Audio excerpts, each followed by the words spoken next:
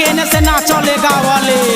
रे तोनी कैसन बारू सरे जाके एकरा बोलाना लिया वसन आया होय कौन बैठल बारे अब बात सौतिनिया यही जातिया एको बेर ना बोलत जाला रे निर्मलवा दीदी चलो सना रे जल्दी जल्दी रात भइल जाता मिक्स कर प्रदीप प्रेमी सबका दुआरिया झिझिया जगमग करे दैनी दुआरिया भुकुर भुकुर जरे सबका दुआरिया झिझिया जगमग करे दैनी दुआरिया भुकुर भुकुर जरे कोइले बिया कारण दर्द बड़ा होला दर्द बड़ा होला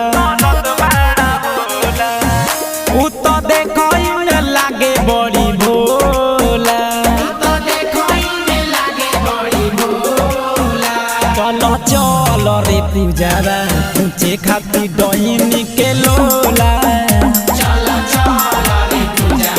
पूछे खाती डोइनी के लोला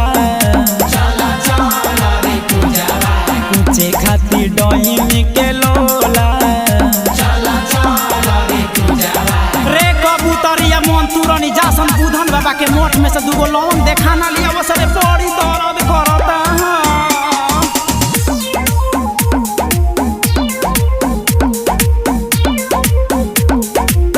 छोटे छोटे लहिकन के उतर डोली आवेले हंसत खेलत घरवा में योगिया लगावेले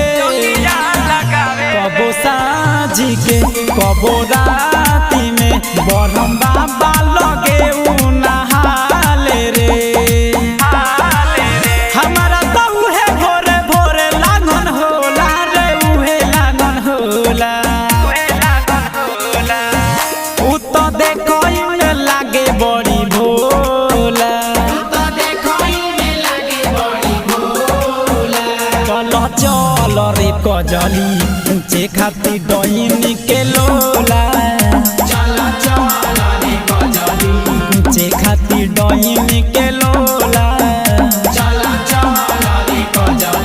पूछे खाती डोइनी के लोला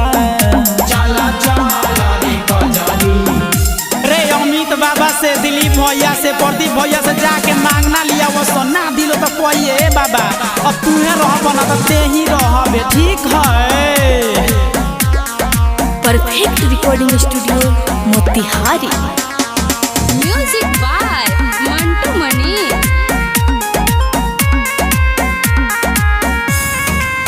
आधी रतिया के तीनों पेड़िया पलड़े ले सुइया के संगे लवंगिया के धरे ले